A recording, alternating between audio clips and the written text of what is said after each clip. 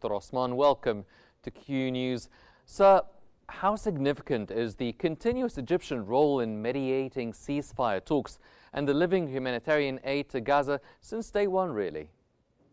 Thank you for having me, Hani. Since the beginning of this war, Egypt has demonstrated a very stern commitment to the stopping of the war of aggression Israel has been waging on the Palestinian people in Gaza. Basically, it has been a war of annihilation over the past 20 plus months.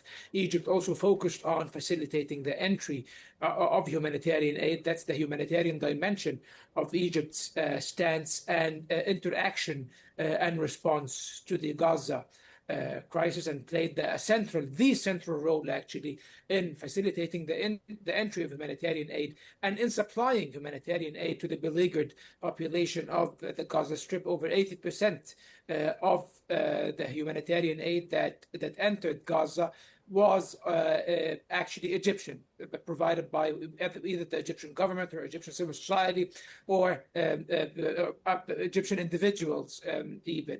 As for the political and diplomatic dimension, Egypt has been gathering support and mustering support for the Palestinian cause globally. Support for a ceasefire, support for the enactment of the two-state solution and the resumption of the peace process, support for opposing the settlement movement in the West Bank and the attempts to ethnically cleanse the Gaza Strip of its indigenous Palestinian inhabitants. And also, Egypt has been playing a very pivotal role in the mediation, as we have seen recently with what the Egyptian source said, and also with the joint statement by both the foreign ministries of Egypt and Qatar just moments ago, mentioning that the mediation is still ongoing and that talks are expected to resume at some point. This shows that Egypt and the Palestinians and the Arab stakeholders in general are committed to the settlement of to reaching a ceasefire within the next few days. However, on the other hand, this seems to be obstructed by the rather shocking announcement by Steve Witkoff and later on by President Trump himself that the United States, the third key mediator in this calculus, is withdrawing from the mediation process. And President Yes. Trump using very inflammatory language as that we will hunt Hamas down and that we will eliminate Hamas. So this really obstructs Egyptian and Arab efforts very starkly, unfortunately. Yet Egypt will continue its obligations towards the Palestinian people, its moral obligations and its commitments towards the Palestinian cause as well, and will continue attempting to reach a ceasefire to the final moment. Yes. Well, speaking of keeping the Palestinian cause alive, now how might France's upcoming recognition of Palestine at the UN impact the dynamics of the Israel-Palestine conflict and international diplomacy? It will have a very significant symbolism. France has been pledging in some capacity since, I think, 2015 or 2016 to recognize Palestine, yet this promise never materialized. However, after President Macron visited Cairo in the midst of this ongoing genocidal war in Gaza, and Egypt showed Macron the true impact of this war, the Egyptian leadership, President Abdel Fattah al-Sisi, escorted President Macron to Al Arish near the Gaza border to see for himself the dire conditions of the injured Palestinian children who are receiving treatment in Egyptian hospitals, and also to see the thousands upon thousands of trucks that are lining up before the border, unable to enter because of Israel's blockade on Gaza. So I think that Egypt played a pivotal role in lobbying the French pledge for recognition, and now it seems that France is taking a concrete action. We have a date, which is next September, where France is supposed to announce its official recognition of the state of Palestine.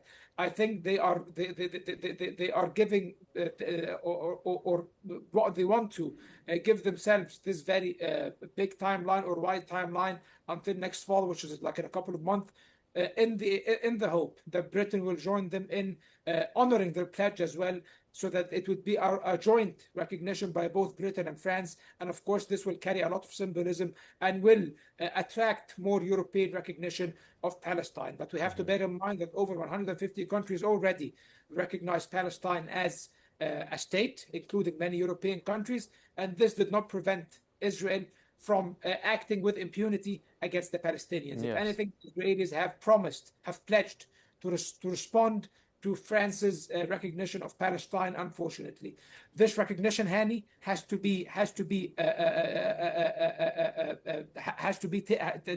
take place along with concrete punitive actions by the Europeans against the Israelis if they seek to achieve any concrete results.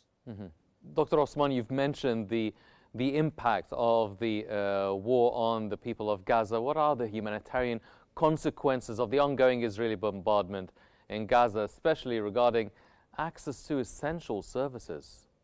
Catastrophic. Essential services are basically almost non-existent. Over 80% of the Gaza Strip's infrastructure has been obliterated by this war. Homes, hospitals, sewage facilities, water facilities, you name it, water treatment facilities, you name it.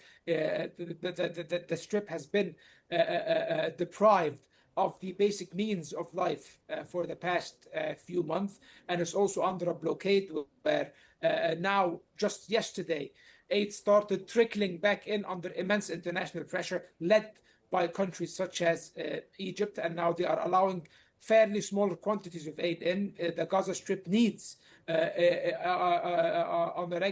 a daily basis about 500 trucks to maintain the basic needs of sustenance of the Gaza populace. Of course, the number that is entering now is way below that. And of course, the human cost is huge.